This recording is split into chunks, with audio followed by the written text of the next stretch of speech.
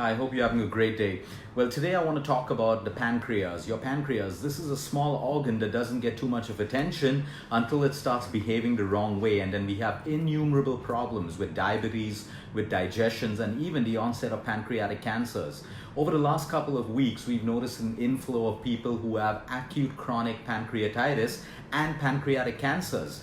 Pancreatic cancers hit you usually in their stage 2, stage 3, and stage 4, when there's not much that you can do post that, but just make lifestyle changes, take the treatments that your doctors give you, and hope for a recovery.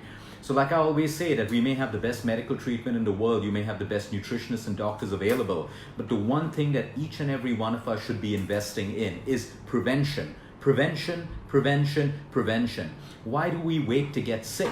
You know, I understand a road accident, I understand an accident, and I understand all of these things that are beyond our control.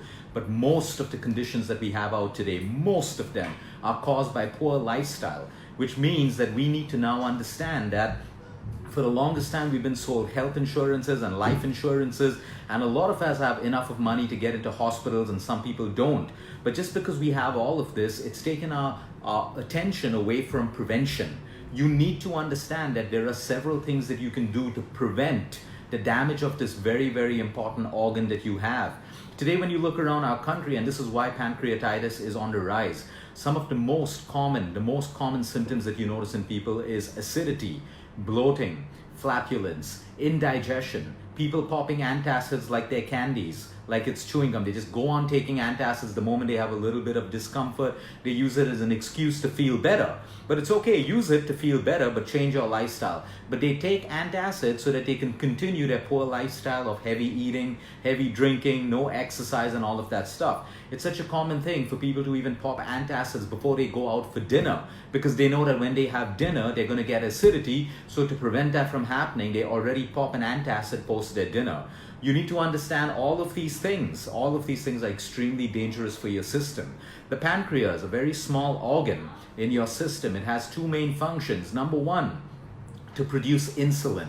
To produce insulin that helps you to control your blood sugar levels, which is why I always say there's a huge gap in our medical system. I'm not against medicine, I'm not against doctors, but I am for filling those gaps that exist in the medical system. So you have a diabetic patient, we look at pre-sugar levels, we look at post-fasting sugar levels, we look at all of these stuff. We only look at sugar levels, and we look at diabetes as an isolated condition. We don't link it to the pancreas. We don't look at the health of the pancreas. We don't look at acidity, digestion, and realize that that is damaging your pancreas. And because it's damaging your pancreas, which has the function of producing insulin, that is why you have insulin insensitivity, or you have diabetes, or you have uncontrolled blood sugar levels. So you can go on popping all the diabetic drugs in the world. You should if your doctor gave it to you, but understand you're never going to heal unless you treat the body and your condition or your disease as a whole, and understand that you should also look at the health of your pancreas, because the function of your pancreas is to produce insulin. That's number one. The second function of the pancreas is to produce digestive enzymes to break down fats and proteins. So if your pancreas are inflamed because of acidity and all of the issues that you have, too much of tea, too much of coffee, coffee in a fasted state, coffee on an empty stomach, tea in a fasted state, tea on an empty stomach, you create inflammation in your pancreas. Your pancreas can no longer produce the right amount of digestive enzymes to break down fat and protein. Because you can't break down fat and protein, what happens is we have indigestion, which means we have bloating, flatulence, more acidity, acid reflux, poor absorption of minerals and vitamins, and the poor breakdown of proteins in your system. We all know so many people who overdo it on proteins. They have shake after shake, high protein diets, but they don't have those kind of bodies which are muscular or lean. If you're taking more protein, you should be lean, you should be muscular, you should have a flat stomach, your fat percentage should be decreasing, you should look athletic. But most people consuming so much of protein have more body fat, they have more body fat, they're burping consistently, they have flatulence and indigestion, because guess what? Your pancreas are so inflamed that you don't have the right digestive enzymes to break down protein and fat. So then you put these patients on digestive enzymes, and all of a sudden they're breaking down protein and fat far more effectively. Why? Because you have enzymes added to their system, the job which should have been done by your pancreas. So number one, we need to understand that even a minute or an occurrence of acid reflux or even digestive distress can cause your pancreas to get inflamed. Now the inflammation will come down, but if you keep putting your body through this abuse of overeating all the time, too much of drinking, especially binge drinking. I don't understand why people binge drink. Binge drink once in a way, have fun, it's one of those wild nights, but people binge drink all the time. The only reason we can see people binge drinking is for attention, for acknowledgement, because they think it's cool. But you need to understand that binge drinking creates immense inflammation in your pancreas.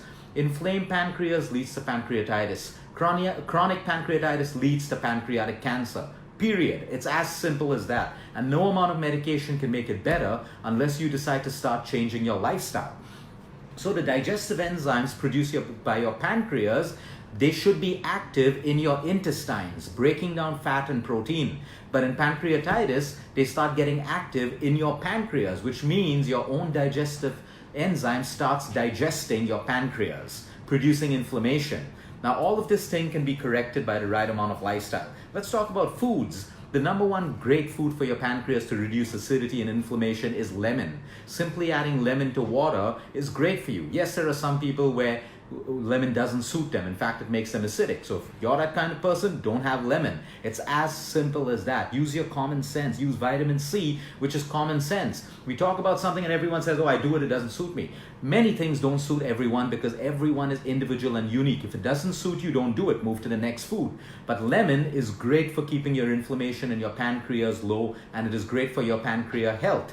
The second thing is your group of cruciferous vegetables. This includes your broccoli, radish, cabbage, cauliflower, arugula, depending on the country that you live, whatever's local, use that. Cruciferous vegetables, you will find this as the best foods for cancer, for diabetes, for cardiovascular problems, for cleaning your blood, for your liver health, for everything. They are powerful vegetables. So make sure that at least every second day, if not every day, you are getting a portion of cruciferous vegetables in your diet. If you have a thyroid problem, you need to know that you cannot have the cruciferous vegetables in a raw form. You can steam them, you can cook them, but you can't have it in a raw form. The third is oregano. Oregano is an herb. You get it in a dry form in bottles all over on Amazon, in the markets, or you can grow your own oregano at home. You can boil this into a tea, into a concoction. You can add it to your salads, but oregano is great for your pancreas.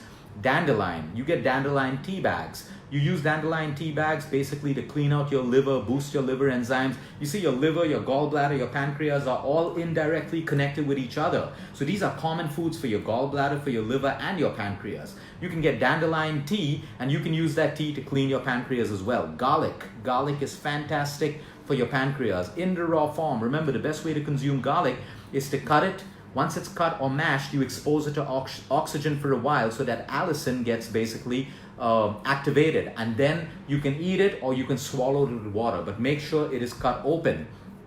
Heavy smoking will cause inflammation of your pancreas like heavy drinking. You need to understand that. Too much of tea and coffee. There is no problem with 1 cup of coffee in a day, or maybe 2, or 1 cup of chai in a day, or maybe 2. But when you start seeing yourself having it constantly, especially on an empty stomach, you need to know that you are creating inflammation in your pancreas, and that's really, really bad for you. When you have too much of fat in your blood, triglycerides. Again, you can see a correlation of triglycerides with your pancreas, with diabetes, with your heart, and everything in the system. So when your triglycerides are really, really high, you have free fat flowing in your blood, and this is bad for your pancreas again.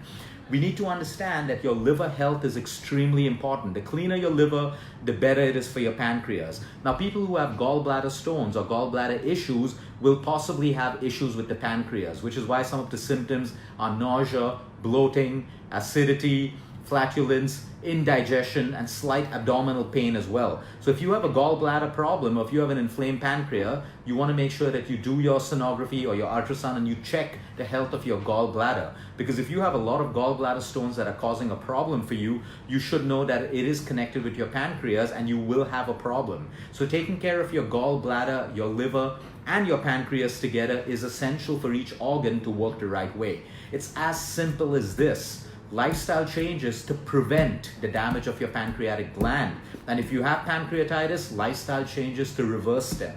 we need to understand that we have to invest in prevention, because you can go popping pill after pill, but when you look at the statistics of disease, it's only increasing. So what does this tell us? It doesn't tell us that we don't listen to our doctors and we get off our medication. It tells us that there is a gap, and that gap has to be filled by a change of your lifestyle. Have a great day, everyone. Till next time, eat smart, move more, sleep right, and breathe deep.